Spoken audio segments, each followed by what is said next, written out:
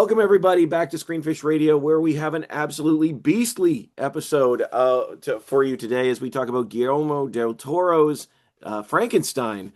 And I am so glad to have back a couple of monsters among men with me today, with Dio Neto and Nick Van Dinther. Gentlemen, thank you so much for the time. It is great to have you back on.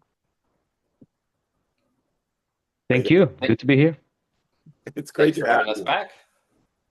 This is gonna be fun. This is gonna be fun. I'm really looking forward to chatting with you about it. In Del Toro's reimagining of Mary Shelley's classic tale, we are reintroduced to Victor Frankenstein, a brilliant scientist who believes that he has the power to create life through his experiments.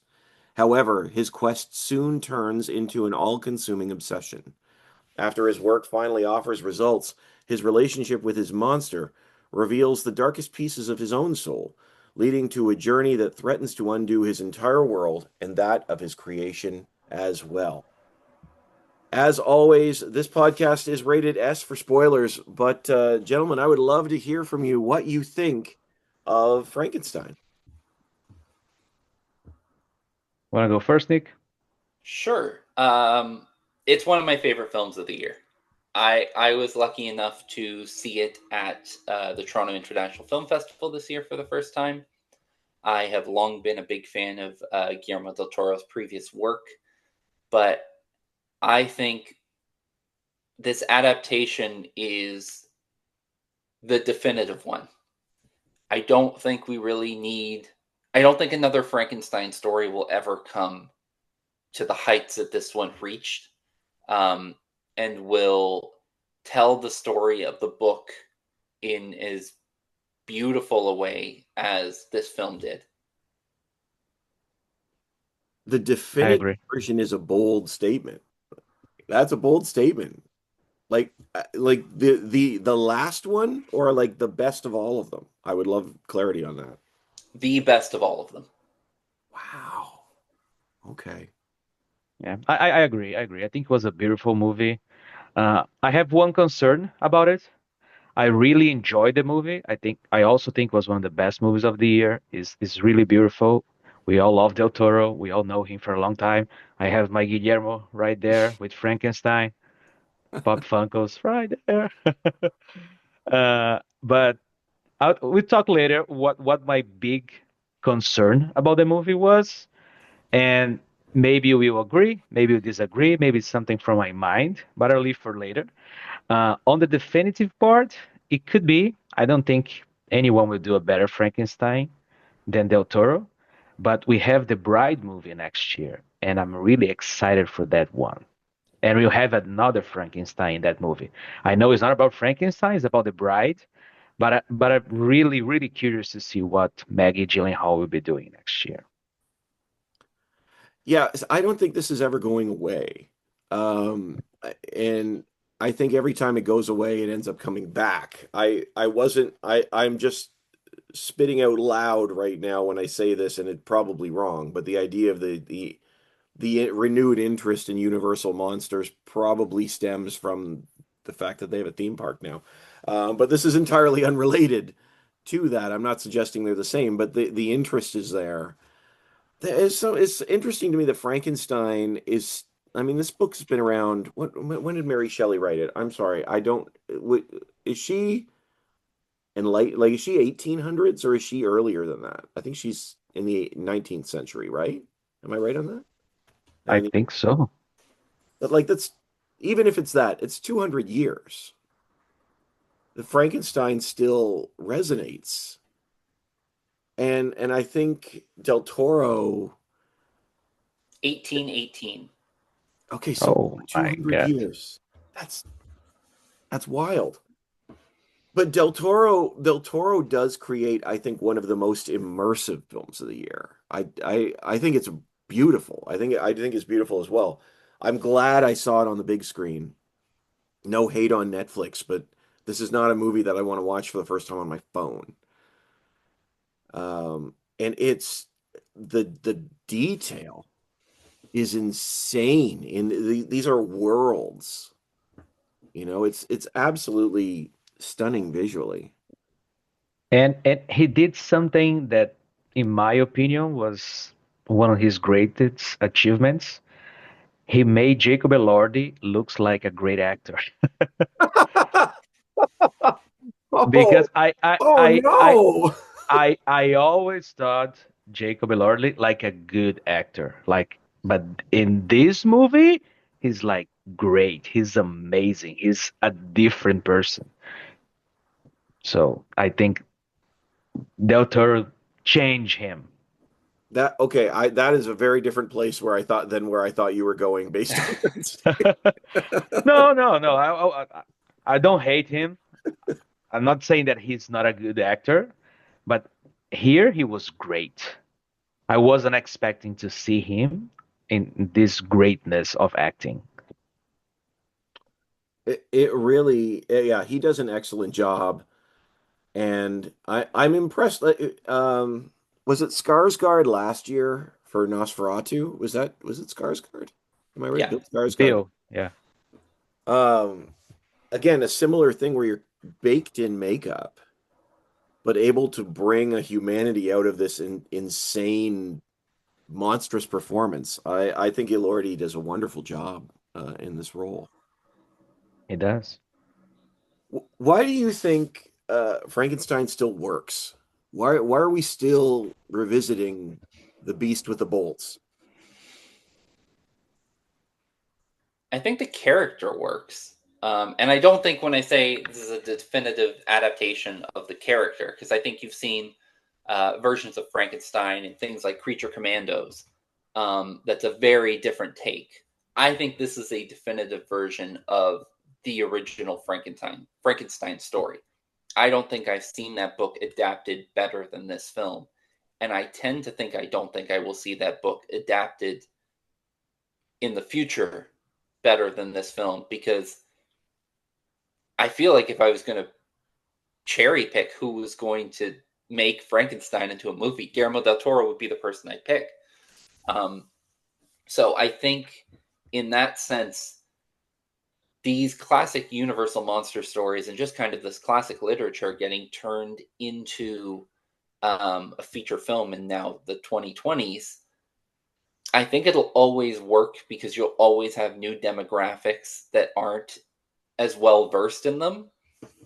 And I think that for this one, no offense to any of the previous adaptations, but there's no all-time great Frankenstein film. It doesn't kind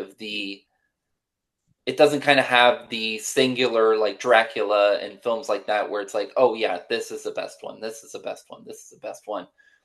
Frankenstein, a lot of people go back to either the roles of him in other things or the book. The book has never just gotten its due on screen. And I think that this one finally gives the book its due on screen with all the added wrinkles that Del Toro has added to his version of the film.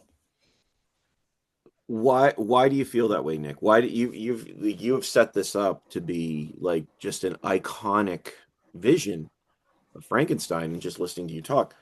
Why is that to you that you feel like these other ones haven't cut it and this one is somehow elevated?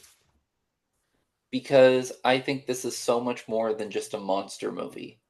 I know Del Toro spoke about the fact that it was originally two films, and one film was going to be from the creator's choice and the father, and then one was going to be from the son's viewpoint, the creature.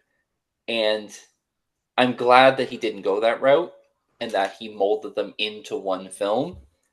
And I know that's where a lot of people have differing opinions on whether or not that worked. But I think the humanity and the parental storyline and everything that's in it, the skeleton of this film is a story of family, a story of abandonment, a story of father and son relationships. And I think that's why it works as well, because it's a story about a man who creates a monster, but it's also entirely relatable for a bunch of different people. I Okay. agree. Yeah, Dio, what do you think about that? Because that's high praise. It is. I agree 100%. I think seeing Frankenstein not as that dumb monster that we are used to see, other angry monster, we see as a human being trying to discover itself. And the real monster is Frankenstein, not the monster. And I like when we can differentiate Frankenstein as Victor and the monster as the monster, not as a Frankenstein as we are used to. And the acting, the script, everything that he did is so well done. And it is Del Toro's baby, right? He always loved Frankenstein. He always wanted to do this movie. And if everybody sees this one and knowing the story, I agree with Nick. I don't think anyone will try to do anymore because Del Toro said, "It is my baby. It took me years to do this. I did, and I did so well. Like, don't try anymore." And that's the thing, like you said, with The Bride coming out, and that is an adaptation of the character, but it's far from an adaptation of the book. And I think you could still tell stories with the character, but in terms of the definitive Frankenstein story, yeah, I don't see what the point of making another one for a very, very long time is, because you're not going to top this one. Yeah, I agree. I'm more disappointed, Nick, based on what you said there, that we're not getting Frankenstein for good. It sounds like we're because I knew. No, I'm kidding. I didn't know it was going to be separated into two films, but it very much feels like two films. I think it's interesting that you both seem to think that. Now, I could be mishearing you, but it sounds like you're saying like we don't need another one. I didn't think we needed this one, but I think that when it was announced, don't get me wrong, when I saw it, I felt like it was entirely relevant. It's a beautiful film. I think this is just a story that's always going to keep coming back, and I think I love Del Toro's stamp on it. Um, but I would not say this is the definitive version. I would say there's been so many. I don't know how you pick which is the definitive version. I like, and I know we're talking about the book, but even that, there's been multiple versions of the book to my knowledge. Like, it's not all about just having Frankenstein show up. Like, we've been here before, have we not? Like, this But I is, think you kind of nailed it right there. Is like we talked, like I said, like Dracula and things like that. And you're saying that you're not sure if this is the definitive version because there are other versions. There's not a distinct title that's coming to your mind. There's not this one Frankenstein film that you're like, it's this one, because there's a lot of versions, but there's not that one that's like, this is the one that is just an all-time great Frankenstein film. And a lot of people, what they remember with Frankenstein on screen is the relationship of Frankenstein and the Bride of Frankenstein. And Del Toro doesn't care about the Bride of Frankenstein in this one. And I think that enhances kind of the whole father-son aspect of it. And I think the reason that the Maggie Gyllenhaal film is going to work is I think you can make a strong case, and I'll bring up Creature Commandos again, that the Bride of Frankenstein is almost more interesting of a character than Frankenstein in terms of what we've seen adaptation-wise. The character of Frankenstein, the monster himself, yeah, everyone always... people inundated with Frankenstein content don't even realize that Frankenstein is Victor's name. And the creature is a monster. We just think to call him Frankenstein because he's just, like Dio said, this kind of dumb, zombie-like creature. And here we got him humanized. yeah. It's a little bit kind of like what they're doing with Predator Badlands, where they've taken this killing machine and they've turned it into all of a sudden the protagonist and kind of the anti-hero. And I think telling the story where Victor is the true and out monster is how this story is meant to be told. And when it comes to the other adaptations, yeah, there's not this one that sparks to mind like some of the other films. Even like with Nosferatu that just came out, there's the original Nosferatu film everyone knows, and even though we haven't gotten as many adaptations of that character, it's the original one that everyone knows and thinks about. And this one, yeah, there have been Frankenstein movies, but I don't want to say they haven't left as much of a mark, because many of them came out before I was born, but they aren't done. They're not on the top 10, top 100 films of all time lists and things like that. It is a story that has much more notoriety than the film itself, in my opinion. I am reminded now of Mary Shelley's Frankenstein as one that was Yeah, De Niro's. De Niro's, but I don't remember it well enough. That's why I'm looking it up right now to see whether it takes that alternate perspective. I'll be honest with you, but I remember when it came out, it was a huge deal. Um, but no, that I agree too. That the thing I love about this film, the thing that really I love, is that it's two in one. You know, I joked about Wicked before. I'm glad that that went the route of two films, so they didn't try and compress it. But with this story, it felt like they were able to tell two complete perspective narratives in one, albeit long, feature. And I think that adds to it because it really is the story of Frankenstein. It really is the story of Victor, as opposed to solely the creation. This is a creator versus creation battle going on. But if we only hear the story from Victor's perspective, we miss out on so much to this story. And I do agree that I think that Del Toro absolutely nails that and gives us a compelling narrative. There were moments where I was afraid it was going to lose it, like when the creature. I'm going to stop calling him the monster. The creature is learning how to read, and I thought, wait a second, where like where are we going? Like there were moments where I thought, okay, how do you write this well? But he writes it well. Um, but this tension between the creator and creature, if you will, I think is what gives the movie such beauty. Um, what in your mind is the real monster here? What makes someone the monster in a film like this? Ego, the need of power to be someone, because Victor, he he was always bullied by his father. He wants his father's love, and he never had. Like you are useless, you are nobody.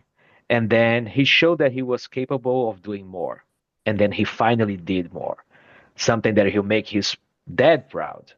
But he became the monster by creating the monster. And the beauty of the movie is to show that a normal human being can be the monster, while someone that you just created can be way more human than yourself. Yeah, Yeah, I think that kind of I think Dio explained it perfectly.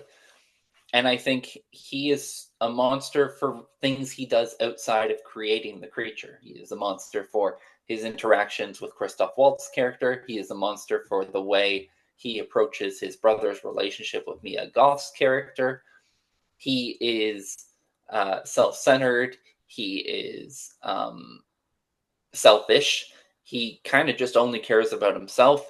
Even at the very beginning, when he's talking about bringing life, creating life, it really is to bring himself notoriety and fame. He really seems to care just about Victor.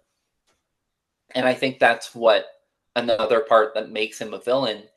And again, the contrast of the purity of the creature.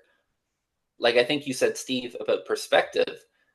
The fact that you get both perspectives and they're so differing is why this works as well as it does to me. Which is a big issue I had with a film like A House of Dynamite, where you're getting the same action happening 3 or 4 times in a row, and you're getting it from different perspectives, but the different perspectives aren't all that different. Like, you're just kind of watching the same thing over and over and over again from different viewpoints. But if the viewpoints aren't changed, what's the point? You're just watching a short film 4 times in a row from different angles. I agree. And Next time, Steve, we can talk about this movie. Some dynamite. Don't get me started. I think it'll be a good discussion. Done. But I think that that's what makes this work, is that you humanize the creature. And that's why even those moments of beauty, like him learning to read and him trying to protect the family and things like that, they work so well because of all the different villainous things that we're showing you that Victor does. And it's at no point that you feel bad for Victor. You are always on the creature's side from the moment that he shows his true colors. And I like that. I like that there wasn't this, like, you know, the whole thing about the big crowd, big mob coming after him and trying to kill the monster and stuff like that, like you've seen in like the cartoon and all the other things. They let his humanity come out very early into his creation. And Victor's kind of a slime ball the whole time. And I like that. Yeah, and to add on this point, again, Jacob Elordi's great performance. Otherwise, you wouldn't be rooting for the monster like you do. Because you can feel his pain. You can feel what he's feeling. So, yeah. Oh, yeah. Elordi is my favorite supporting performance of the year. I don't think he's going to get an Oscar nom. I don't think it's impossible he gets an Oscar nom. But in terms of favorite, he is my favorite supporting performance of the year. I would like to male, yes. I would like to respond to the idea of Victor having there was something you said I reacted to, and it was interesting because when you said that there's no sympathy for Victor, I think that it depends on which half of the story there are, and I think that the first half of the first story, there's a lot of sympathy for Victor. I think we show how Victor is created as a monster in, like Dio, you mentioned his dad. Yeah. Those scenes with his dad, like his dad is just nasty. Like we get no context. We're supposed to hate him. We hate him. But we get to see how Victor is created. And it makes so much sense why he would try to defy the laws of creation, if you will. And actually, it's interesting. Just rewatching it again, and the opening, he says, one of the opening scenes when I think it's in the sign when he's showing off or making his presentation. Perhaps God is inept. The answers only come from those who are free of fear and cowardly dogma. That's because of the context. I think that's as much a response to his father than anything else. So I think there is empathy for him, and at the end, there is redemption for him. Again, I don't know if I said my line about there being spoilers, but there are spoilers. We have that scene where the creation is allowed, or it offers forgiveness, or rather, he asks for forgiveness and is given it. But I think I don't know. Like, certainly we see him devolve into a monster. Obviously, it's very clear that the creature is not the monster in this film. That it's Victor. But Victor itself is given some context. His dad is just off the chain brutal in this story. I think that's interesting.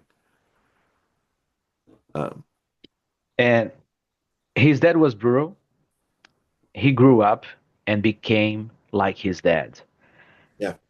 He made the monster that grew up and didn't become like him at all. And this is beautiful. This contrast. And I think there's kind of a question. I know, like you said, he gets his redemption at the end in the creature's eyes, but I don't know if he necessarily gets that redemption in the end in the audience's eyes. And I think that one of the things I heard Del Toro say about this film was that when he originally started writing it, it was a story about him and his father. Mm. And as he worked on it, it became a story about him and his father, and then him as a father. And I think that that closing moment is something that probably wasn't there when he Mm. started it, and it was about him and his father. And that closing redemption moment, I think, is something that was learned in becoming a father himself, where he goes back and he looks on in his life why his father was the way that he was and things like that, and what drives people to act certain ways and do certain things and stuff. And that's why I think the creature gets that redemption in the end, because he's now been Del Toro, the director, has now been on both sides of the coins. He has been the son, and now he is the father. Yeah, I think that's a great point. I mean, we get to see both sides of the coin here, and we see the darkness that is in Victor, but at the end we see him realize it too. It's a trying to break the cycle, but we get the full. I love that we get Elordi's perspective, or the creature's perspective, because it shows us the effect that his, some call it drive, some call it obsession, but to like, it depends on your perspective, right? On his obsession to prove everyone wrong, has on the world around him. Has on the I love the story with Maya Goth, and it's just reckless, like reckless from for Victor to get involved in the way that he does. It's just brutal. It's just almost as destructive as his relationship with the creature. Yeah. Um, The creature relationship with the old man is also beautiful. mm, I think that relationship was the main point to change him and make him realize how people can be good. Like he knew from Mia's God character, but he didn't knew from his dad. But mm. he could had that with the old man.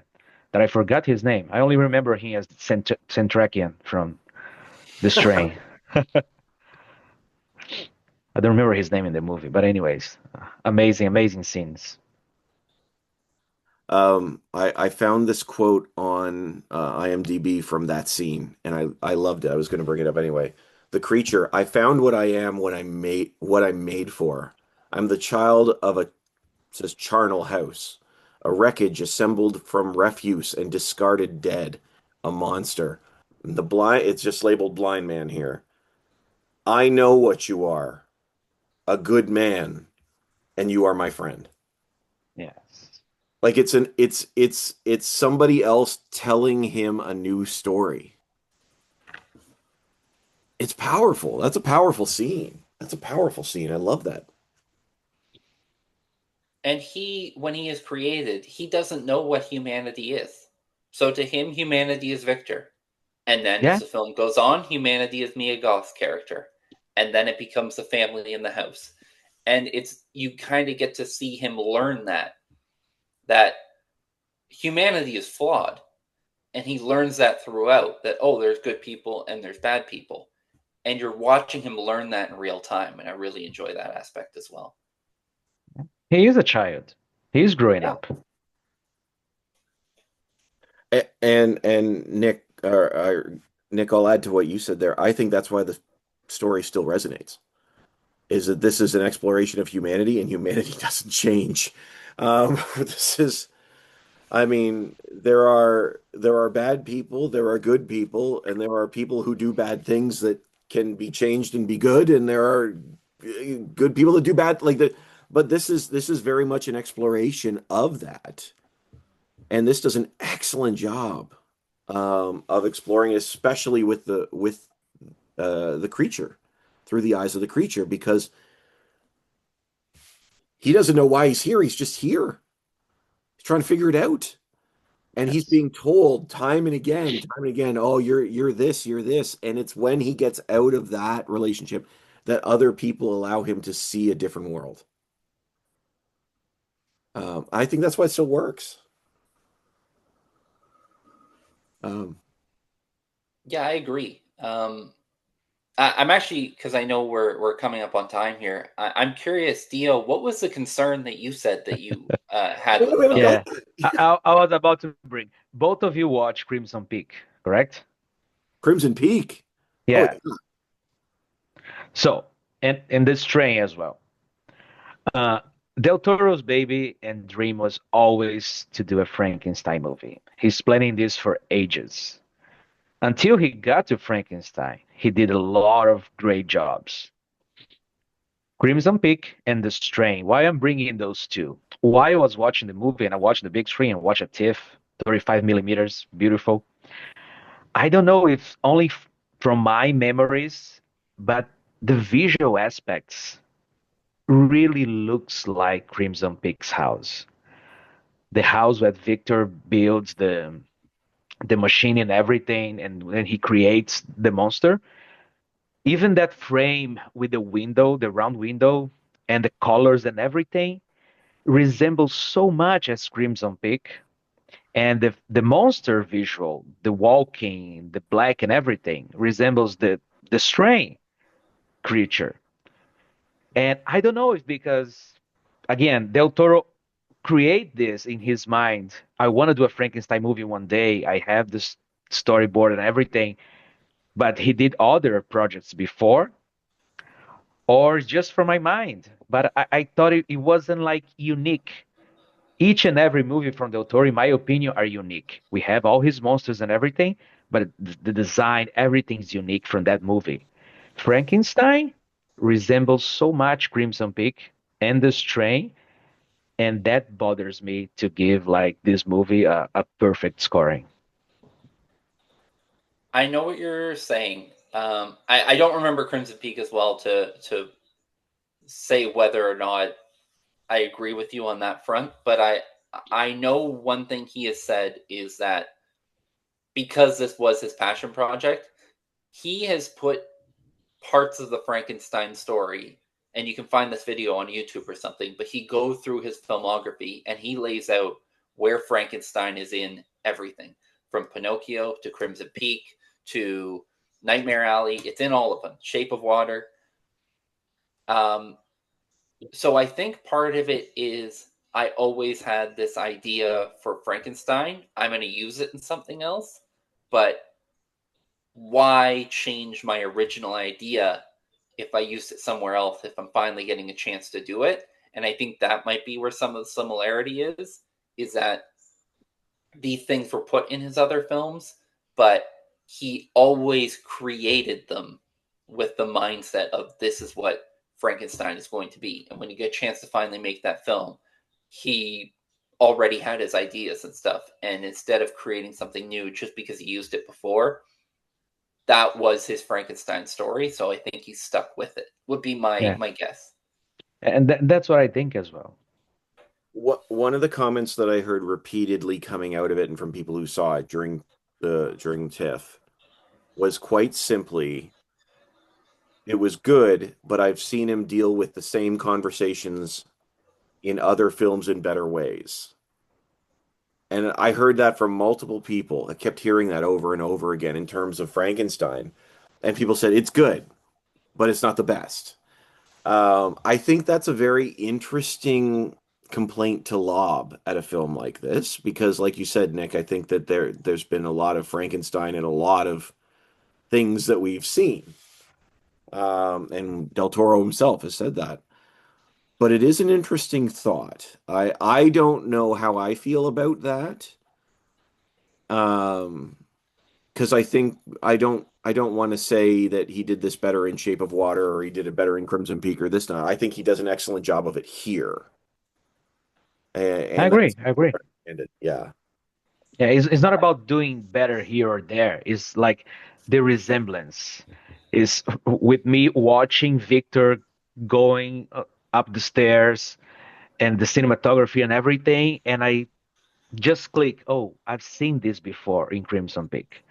Like when I was watching Crimson Peak, I didn't see anything like that. When I was watching Shape of Water, I didn't see anything like that. When I was watching Devil's Backbone or any other his movies, like Pan's Labyrinth. It was always unique. Hellboy, Blade, everything, Pinocchio. But in Frankenstein, even with a beautiful story, with an amazing cast, amazing director, everything, the aspects, the design, I couldn't like forget that I've seen before. And that's my only complaint about this movie. The only thing that I won't give 5 stars. Well, I think what you were saying, Steve, I think I kind of view it's almost like the other aspects of Frankenstein that he put into his earlier works are like a kid learning to ride a bike with training wheels. They're all training wheels, and like it's cool, but like you can't really mess up riding a bike with training wheels. Like, it's like bowling with the gutters up. But this is him riding a bike. So like the rest of it is they're almost like teaser trailers and trailers to his Frankenstein idea, and this is a film. This is a realization of that. So I don't hold it against him that there's similar themes and other stuff, because it's the appetizer to what is this film, which I know he has said he thinks may be the end of his Del Toro monster era, that he wants to go and do a different type of directing. This is the end of an era for him. And I think it feels that way. And I think in that sense, because it's a culmination of everything, I think that's why it works. That some of the themes and ideas and even visuals, like Dio said, it's almost like a career retrospective within his final film. And I think that works. And I think it's actually a unique way to close a chapter of your career. well, I'm looking forward to the Del Toro Hallmark Christmas movie myself, and we're starting to run out of time, guys. But let's screen it or skip it.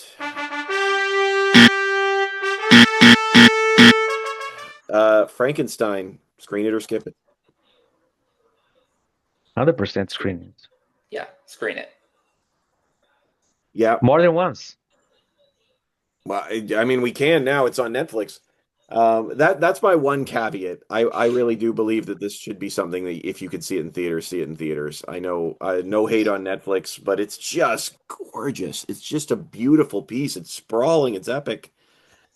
But anyway, um, I know we're running out of time. I agree with you guys on this one for sure. But let's hear from you guys. Sell your wares. How can people connect with you and follow you?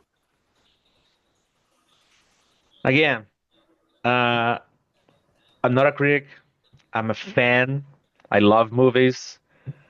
I love everything with cinema. I work as an actor for more than 20 years in Brazil.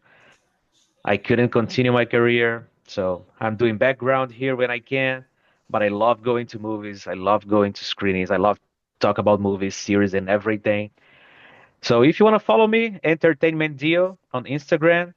I might start doing like honest fan reviews next year. I was thinking about this. I think it would be cool. I think it would be different. There's a lot of great writers there, like both of you. And I think we need someone more in a fan-ish level like me. So yeah, Entertainment Dio on Instagram. Well, that's the first time I've ever been called a great writer. I know Nick is, but I appreciate that. And you are a writer, Dio. You just did our review for Sisu, so no, there you go. Nick, what about you? You can find me as usual at bitesizebreakdown.com. I have a great team of writers there I love working with. We have this year mostly started dabbling into the YouTube space. Please follow us on YouTube. That is something that is very new to our channel, our page. We have kind of focused on everything being written. All our reviews are still written, but we are starting to get more into the YouTube side of things. So if you're going to follow us there. And then any social media, Bite Size Breakdown. Love it. Thanks, guys. And as well, a reminder, you can find us wherever podcasts are available. Like and subscribe to us on YouTube as well, because you can subscribe to more than one YouTube channel as well. It's amazing how that works.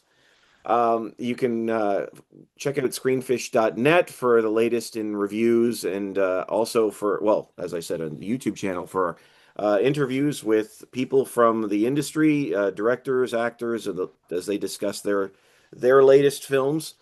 And reviews. You can follow us as well on at screenfish.net. You can follow us on Instagram at screenfishonline and on TikTok, which is what I'm exploring every now and then, trying little tickety talk things. Uh, but yeah, absolutely. And gentlemen, thank you once again. I appreciate it. And for you at home, we started the conversation. This was Screenfish.